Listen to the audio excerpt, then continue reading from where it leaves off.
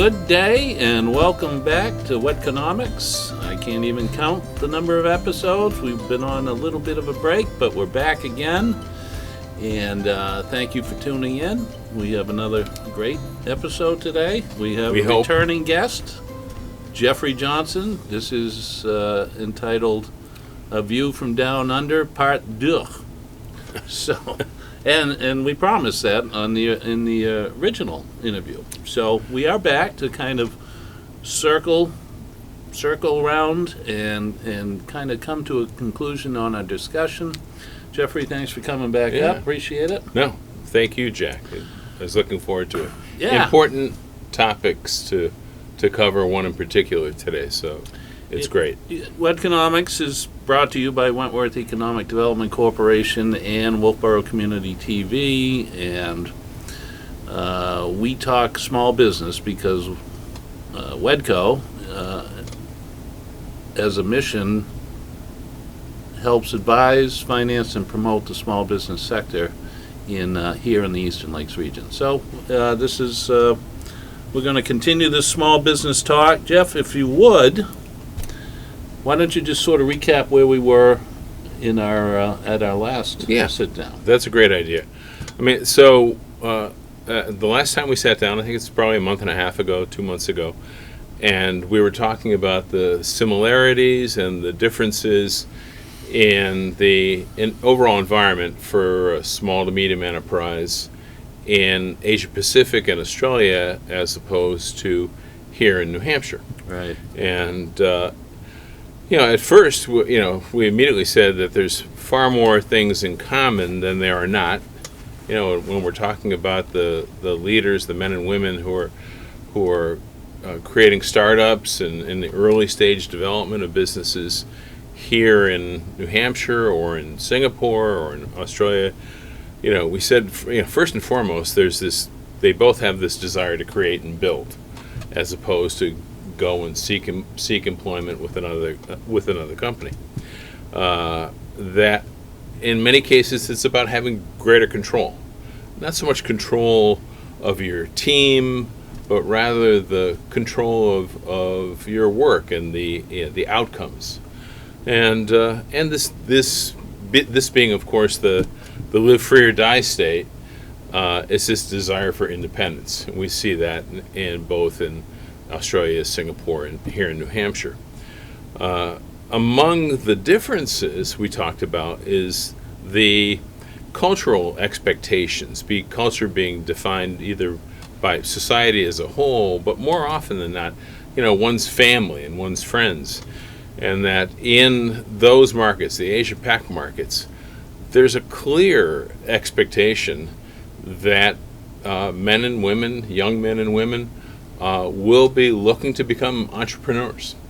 And that expectation, as opposed to it being more unusual here, is a huge difference. That just the mentality of younger people, usually it's younger people, that there is this expectation. It eliminates one of the mental blocks, one of the concerns or fears. It sure would. And, if you have that built in the culture, then you're more likely to be brave enough to go down the entrepreneurial road. It's almost analogous to in professional sports here in the States. I was watching a Baltimore Orioles game the other night, and this young lad, he looked about 12 years old, playing the outfield for the Orioles. I think it's Jake Holliday. He's a fantastic ball player, and but come to find out, his dad was Matt Holliday from Denver, from the Colorado Rockies. 7-time batting champ, and he said, I just grew up in a home, in an environment where it was expected. It seemed just the normal thing to do. It never hesitated. One of the other areas where there are differences is on the regulatory front. So it's common in parts of Australia, but more so in Singapore, Hong Kong, India, that they eliminate or reduce the regulatory hurdles to starting a business by either deferring or waiving taxes for a year, the startup fees, and they're taking the approach of, well, it just doesn't feel right to be charging taxes and massive fees to go into business when you haven't even earned your first dollar. Yeah, and that makes sense. Very different. Almost too much sense. Yeah. Maybe someday we'll certainly get there. So that's a major difference. And another one of the similarities that we talked about was that the biggest challenge in both markets is funding cash flow. So securing cash for a startup or in that early stage development, and in both cases, the source of funding is generally savings or family, and in both cases, it's also an anathema to be going and taking loans or doing a second mortgage on a home, and that's not the direction that's recommended. And but that's what WEDCO is here for. You're not a bank. It's a fantastic source of funding, and there's nothing like WEDCO that I've seen overseas for small to medium enterprise. And then last we touched base on this whole issue around business planning. The importance of having a clear business plan, not something that's voluminous, so something really concise, not for its own sake. I mean, you require a business plan, right? Absolutely. And Absolutely. but it's all about direction. It's confirming you're on the right path. It's a way of measuring your performance, and I think that's where we wrapped it up, and said there was a topic that naturally led into, and perhaps you'd like to intro that. Well, we touched on it, and I think it would be great to drill down a little bit, having you here. And that is the notion that public corporations and nonprofits are required to have a board of directors. And the one leg of the stool that doesn't have such a requirement is non-public businesses that are for profit. They're not because public dollars are not at risk. They're not required to have a board of directors. And they're the ones who need it most, probably. Well, so my conversation with you would be, what sort of disadvantage is it for a small to medium business not to have, if you don't want to call them board of directors, a board of advisors, a board of governors? Right. How detrimental is that potentially for a small business? Yeah, I think that it's hugely significant, and maybe we approach it, and overseas versus here, this is one of the big differences. So I served on the board of governors and advisory boards of two nonprofits and three small to medium enterprise for-profit businesses, and that role is very common in Australia, in Singapore, in Hong Kong, in India. But maybe before I get into that in greater depth and talk about one in particular, what do you, because you've served on boards and you have a board at WEDCO, when a board is working right, what are some of the characteristics that you see a board is bringing to an executive director and to the firm? Yeah, so in the goal in my work in the nonprofit world has always been, how do we get to a high-functioning board? Mm-hmm. What's a high-functioning board? Wow, that was something. We are back. Very exciting. We had a fire alarm or some sort of alarm, so everybody had to leave the school, including us. And you know what? We're standing out there, and I got to meet the superintendent of schools. I got to meet the assistant superintendent, and we had a conversation about how we can get kids involved in business. Right. As within WEDCO. Yeah. Right. Yeah. Fantastic. So, you never know where your opportunities are going to come. That's right. You got to be open to them. We were touching on the high-functioning board and what that might look like. And I think executive directors or CEOs would have different versions depending on them. But for me, what I look forward to the most from boards of directors is robust conversation around the issue of the day. And what I like most about that, if the board's engaged and going to be robust, is that each board member brings in their own background, their own viewpoint, based on their experience, life experience, work experience. So you have, if done correctly, you have multiple inputs from multiple backgrounds, and then and only then will you get to the best decision for the organization. So that's number one. Number two, each board member brings, or if done correctly, if functioning highly, brings their own network to the organizational atmosphere. So even though it's just this one person that's at the board meetings and participating in the board meetings and engaging in robust conversation, they're actually representing a far greater network of their own, which an executive director by themselves could never have a network of that magnitude. And so for me, a high-functioning board would also not only engage with the organization, but bring their networks along to a degree where at least, in our case, WEDCO becomes a better known entity in the community. And the better we're known, the more impact we can have in the community. And board members typically know that's an expectation of them coming in.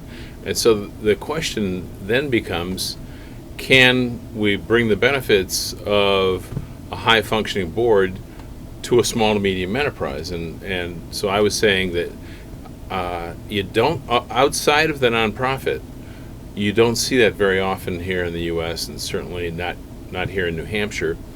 But it is very common in Asia Pac, Australia and Singapore, India again. And I was talking to Jack before we began today about one of my personal experiences being on the board of governors, and this was a small to medium enterprise. I got involved because the owner and managing director was a woman who I had met, professional woman. I was just so impressed by her, and let's just say this was to me it was personally important to work to drive forward, help her bring her business forward as a woman-owned business. In this case, it was executive recruitment in Sydney, and she had it was her and 5 employees, and she is working in what is, and probably still is to this day, a male-dominated industry, and that's executive recruitment. And so she put together put out feelers to establish a board of governors, and at the time I was running Asia Pacific for IBM's telecommunications business, and there were 3 others on the board, senior execs, and the role was to, well, first and foremost, we'd meet quarterly, review the business performance for the last quarter, look at what the plan is for the next quarter, what went right, what didn't, talk about new business opportunities, and yes, to give advice, as you'd expect from an advisory board, but also the individual board members, would take on responsibility to help her in the business, in this case it was Lachlan executives, to further penetrate new industries.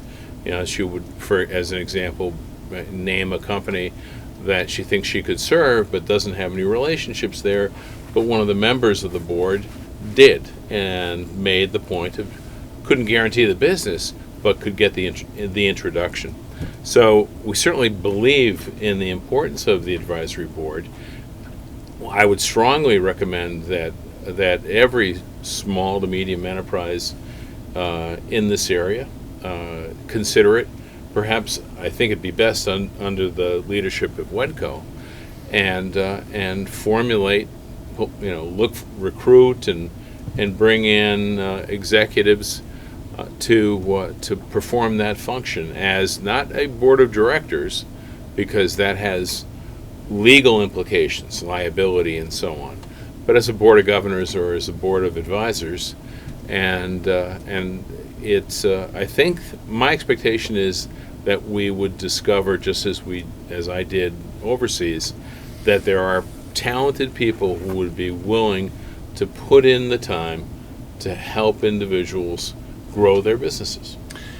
That's, so when someone, excuse me, serves on a nonprofit board, in essence, they're giving back to the community. And so there's the companies they work for encourage them to do this, and it's relatively easy to find board members, Right. who would like that, quite frankly, on their resume. I'm on this board, I'm on that board.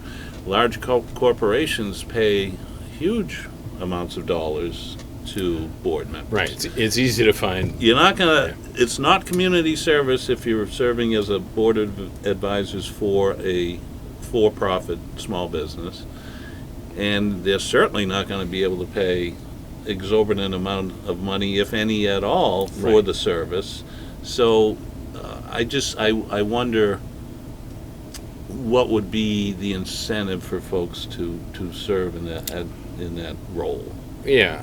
Well, I mean, I would take exception to one point you made, and that is it's not community service, and I do think that helping business grow and providing jobs, expanding the tax base, all of that is public service to the community. But but beyond that, why would someone be willing to do that? Well, it'd be people who have a expertise, and they enjoy teaching, and they enjoy sharing.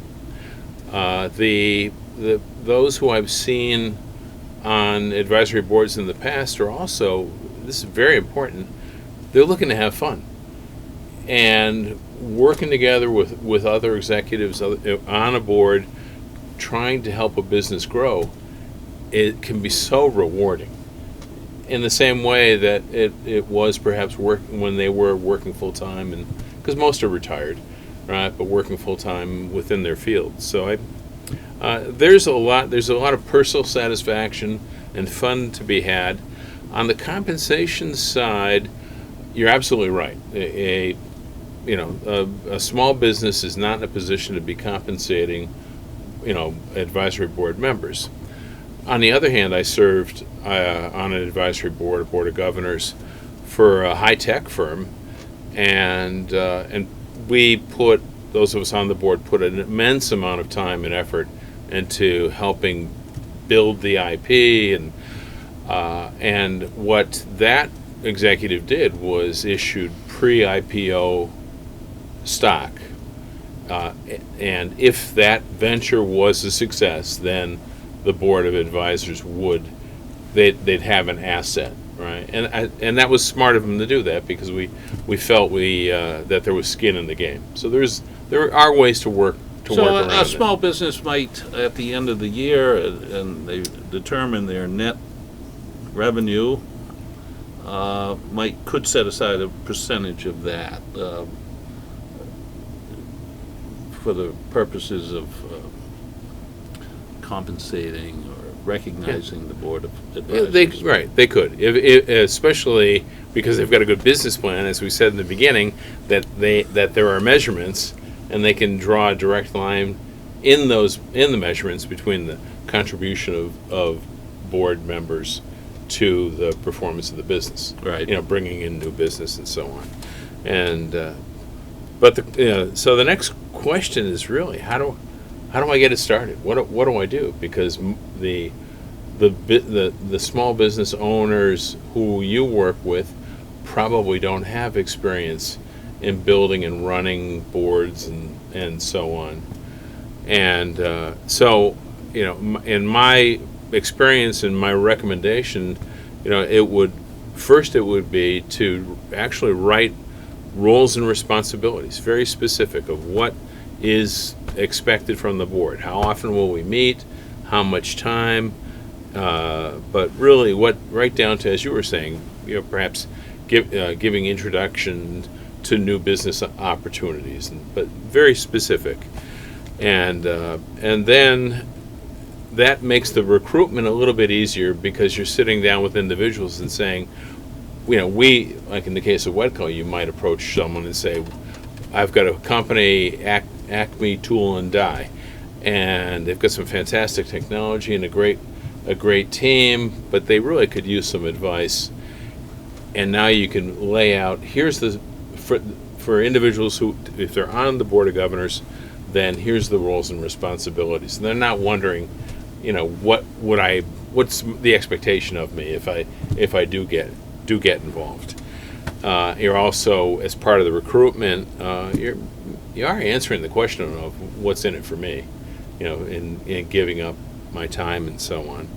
And then I think one of the ways that WEDCO and you in particular could help them is in how to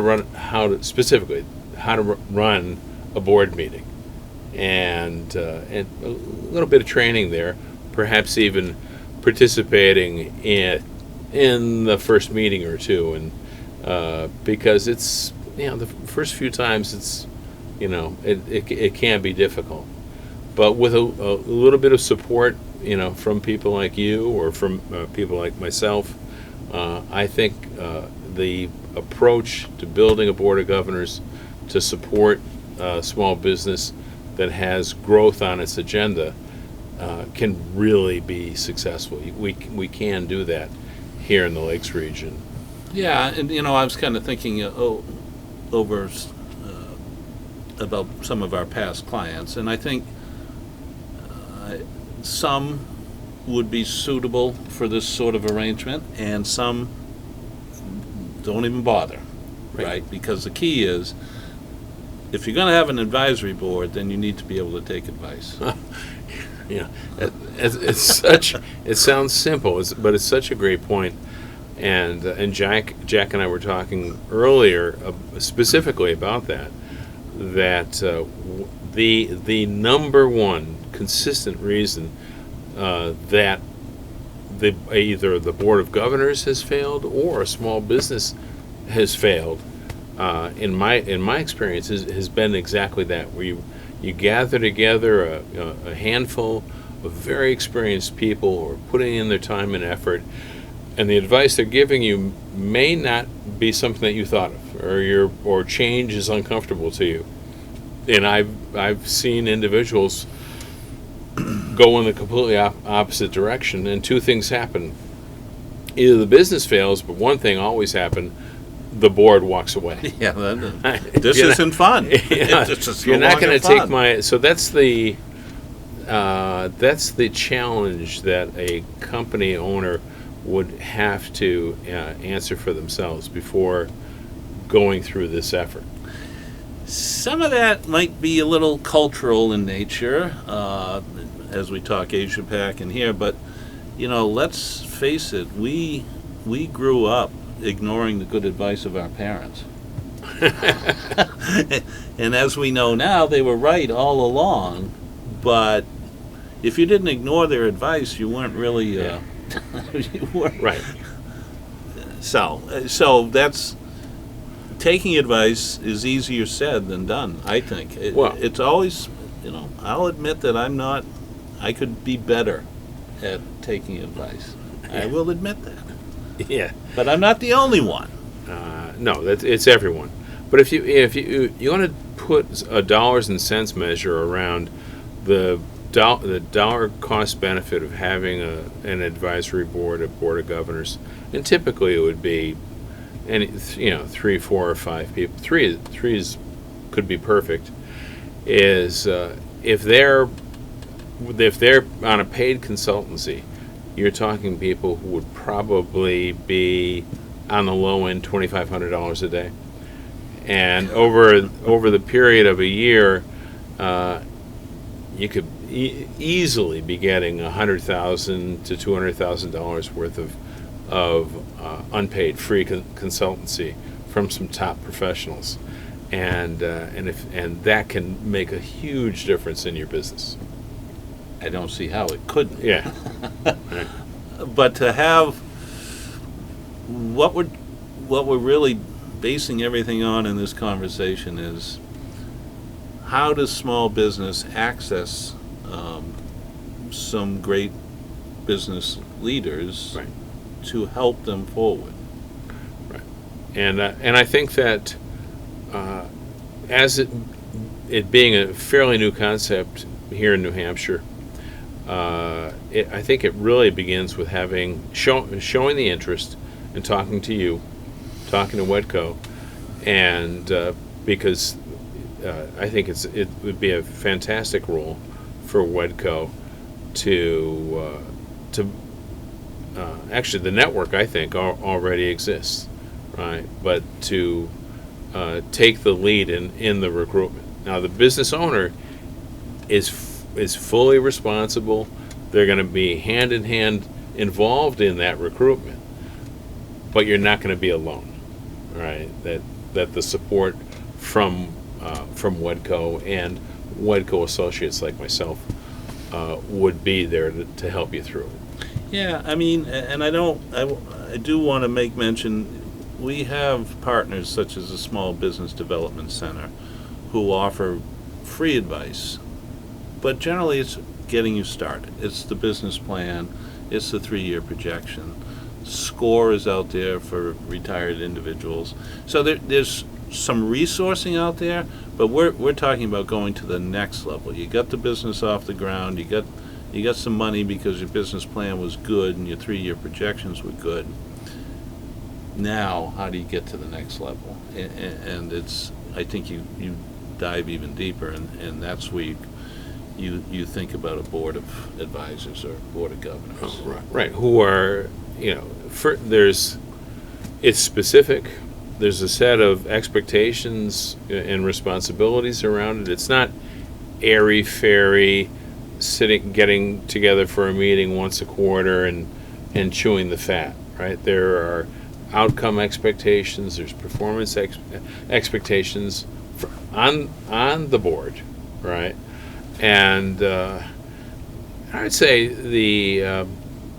and it doesn't, it's certainly market expansion, so using personal networks to introduce the company into new prospective clients.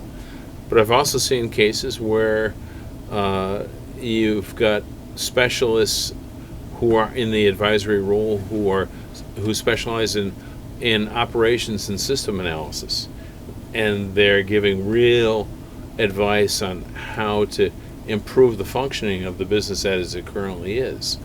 Or I know we always talk about how do we grow our revenues, but maybe a role of the advisory board is to help them improve the margins within existing revenues, being more profitable as we are today. Right. So there's a number of different contributions, and ultimately what those will be it'll be determined by both the owner of the business, but also the members of the advisory board, and what turns them on, where their specialty is, where their unique skill set is, and what do they want to do? What would they have fun doing? Right. And so it's very exciting. Great for the business, great for the board members. Well, this was an awesome conversation. Let's find a business to work with and do the clinical trial, so to speak. Someone to I accept trial that challenge. Yeah. But you said we, so you're on board. I raised my hand and said I've got the time. You are all witnesses. Hey, we're out of time. Thank you for joining us. I'm Jack Terrill. I'm the Executive Director of Wentworth Economic Development Corporation. We advise, finance, and promote the small business sector here in the Eastern Lakes region of New Hampshire. Thank you, Timothy and Wolfeboro Community TV. Always keep them in your mind for your annual giving, please. It's a tremendous asset for the community to have Wolfeboro Community Television. So thanks again for tuning in, and we'll catch you on the next one. Take care.